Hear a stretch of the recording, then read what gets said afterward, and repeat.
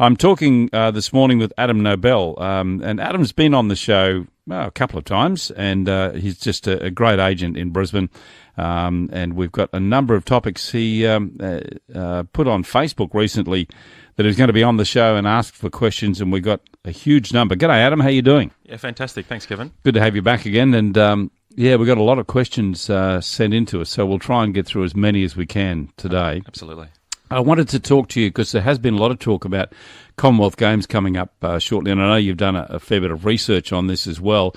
We'll touch on that. We'll talk about it now.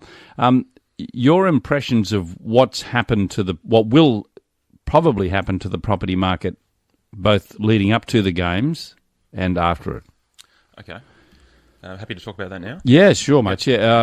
There's already some green shoots, aren't there? We're already seeing some impact of what's likely to happen. That's exactly right. So on the Gold Coast now, there's been a lot of money spent on infrastructure. So there's been improvements on light rail. So a lot of the sort of urban sprawl that was there before has been fixed now with improved transport throughout the Gold Coast.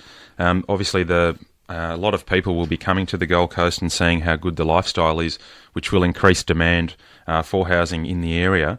Already we've seen growth in areas like Ashmore and Southport where the light rail extensions have been made. This year there's been 12.5% growth already for houses in Ashmore, and believe it or not, there's been 33.5% growth for units in Coomera. So we're already seeing growth in the year leading up to, or the year of the Commonwealth Games.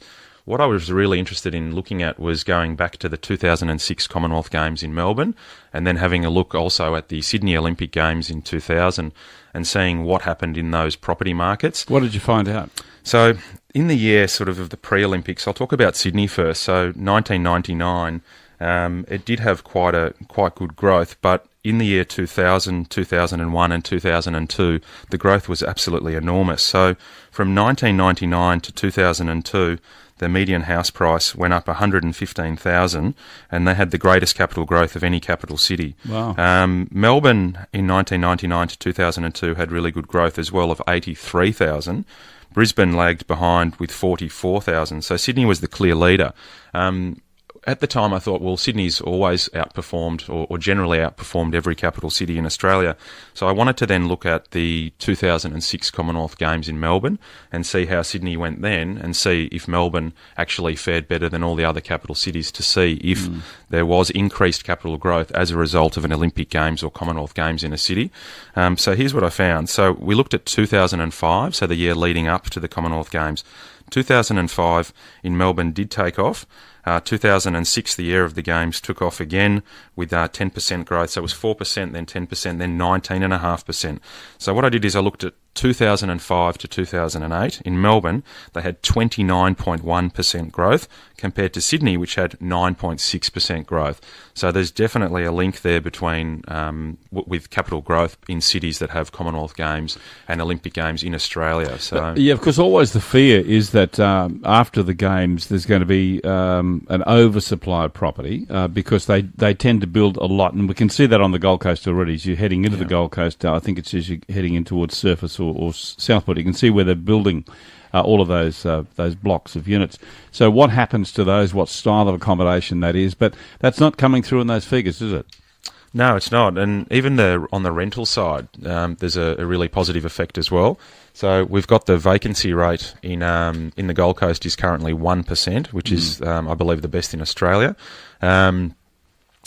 During the Melbourne Commonwealth Games, the rents also jumped 5.5%, so in terms of the actual rental prices. So I think there's going to be more and more demand in the Gold Coast. I believe that those properties will be filled. And I think what's going to happen is probably people, when the prices keep rising, that's obviously going to have effect on first home buyers and renters and probably start pushing people further out as well. Yeah, we're already seeing some growth in Logan, and that's been, Logan's been tipped as one of those areas for a couple of years that's going to grow, and I think this is one of the things that will actually stimulate that growth into Logan, because Logan's, so close almost to the Gold Coast. Yeah, I completely agree. And I think we're going to see more developments like we've seen, like the Village out at Tagum and things like, terrific retirement homes like the also I believe that we'll also see more things like North Lakes, big communities. Yeah. I think community is really important. Absolutely. Yeah. Yeah. We've got a question. George is on the line. G'day, George. How you doing? Oh, good, thanks, Kevin. What is a building certifier? A building certifier is a building certifier is a person who will certify. My understanding is certify that the construction that's underway meets all of the approvals that are necessary through the council. Certifiers generally work in association with the council. Councils do have their own certifiers. If I'm not giving you the correct information here, there are so many people. I know Andrew Mackey-Smith would be one who would probably be listening right now who could answer this question for you much better than I could. So, Andrew, if you're listening in, and Andrew's been a guest on the show, he's a building and pest inspector. That's my understanding of what a certifier is. George, why do you ask the question? When is a building certifier called in? At what point? A building certifier, well, actually, I'm not qualified to answer this question, George. We're going to need to defer here to a building and pest inspector or a building inspector because there are certain times, my understanding, that a certifier is called in to certify, as an example, when a slab goes in, certifying that the slab is prepared correctly. So it's generally when some works have been carried out that you may not be able to see in the completed construction. So a certifier will certify that, yes, everything's been done correctly for the slab can now be poured. That's my understanding, George.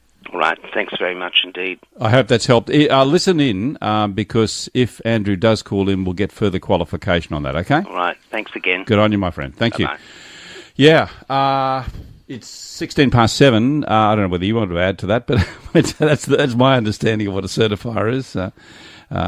You're saying yes, but you're saying no. You don't want to answer that one.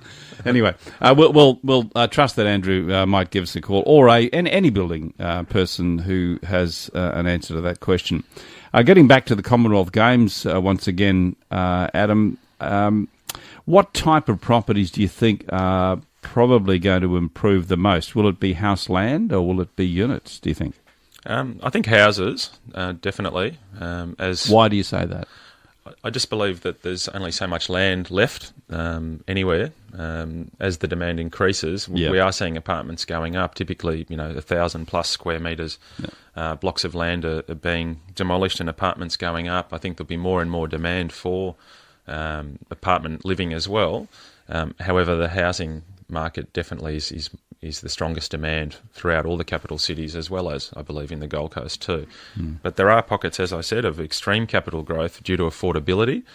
So we might see some good growth in both, as we've seen. Okay, going to answer a lot of questions. As I said, we had a lot of questions come in to us. We'll come back after the break and we'll start to answer some of those questions for you.